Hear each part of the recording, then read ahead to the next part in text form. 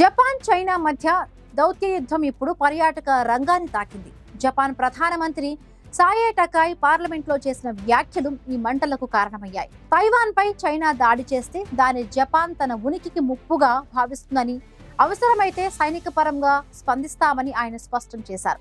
ఈ వ్యాఖ్యలను తీవ్రంగా ఖండించిన బీజింగ్ వెంటనే తన పౌరులకు ట్రావెల్ అడ్వైజరీ జారీ చేసింది.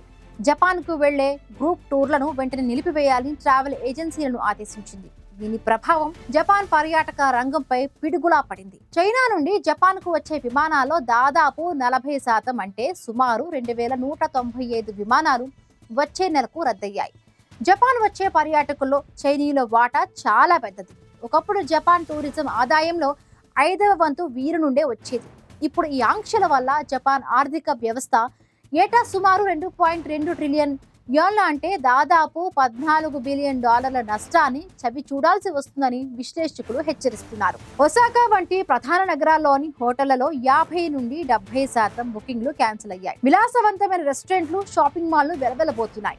ఈ ఏడాది మొదటి 6 నెలల్లో 2.15 కోట్ల మంది పర్యాటకులతో కలకలలాడిన జపాన్ టూరిజం ఇప్పుడు చైనా ఆంక్షల వల్ల ఒక్కసారిగా నిశ్శబ్దమైపోయింది.